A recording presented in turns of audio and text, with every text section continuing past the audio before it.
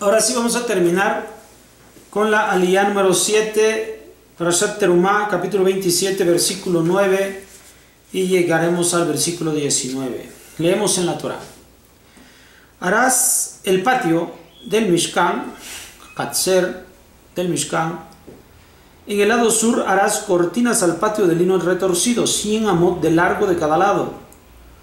Sus columnas 20 y sus basas 20 de cobre, los ganchos de las columnas y sus juntas de plata, así también el lado norte de la longitud de las cortinas 100 de largo, sus columnas 20 y sus basas 20 de cobre.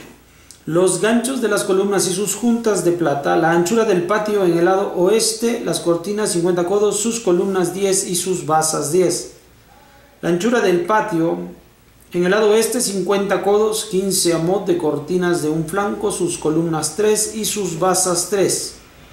En el otro flanco 15 de cortinas, sus columnas 3 y sus basas 3. Para el portón del patio un velo de 20 amot de lana celeste, lana púrpura, lana carmesí, lino retorcido, obra de bordador, sus columnas 4 y sus basas 4. Todas las columnas del patio en derredor conjuntas de plata, ganchos de plata y basas de cobre. La longitud del patio 100 amot, la anchura 50 por 50 y su altura 5 amot de lino retorcido y sus basas de cobre. Todos los utensilios del Mishkan para toda su labor, todas sus estacas y todas las estacas del patio eran de cobre. Bien, aquí vamos a hablar acerca del patio y cómo va a ser rodeado, cómo va a estar encerrado, cómo se va a crear el cerco que va a separar el campamento de Israel, el campamento de los Kohanim, con respecto del Mishkan. Es parte de la estructura y también aquí vamos a hablar acerca de la cobertura. Se van a construir estas separaciones. Va a ser un rectángulo perfecto y va a tener algunas diferencias en cuanto obviamente el fondo y el frente donde está la entrada, la puerta principal, que es única. Por lo tanto, aquí se está describiendo el Hatzer. Ya se había descrito previamente el Kodesh Kodashim, el Kodesh, y ahora se está describiendo el patio.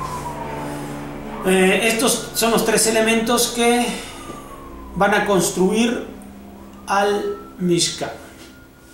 Empezamos de la parte más interior y se termina con la parte más externa. Esto nos habla precisamente de la forma en la que nosotros debemos estar construidos y le debemos dar prioridad a la parte interna de nuestras vidas y posteriormente a la parte externa, a la parte física. Siendo que nosotros estamos viviendo en un mundo muy materialista, se deja siempre al final de nuestra vida el construir nuestro interior, cuando debe ser lo primordial en cada uno de nosotros. Por lo tanto, aboquémonos a hacerlo así, a pensar primeramente en lo interior y posteriormente nosotros podemos darle a la cuestión externa también la parte que le corresponde. No significa que olvidamos la parte externa, todo lo contrario, sino que la belleza interior va a mostrar externamente lo que en nosotros está ocurriendo. Este es el principio y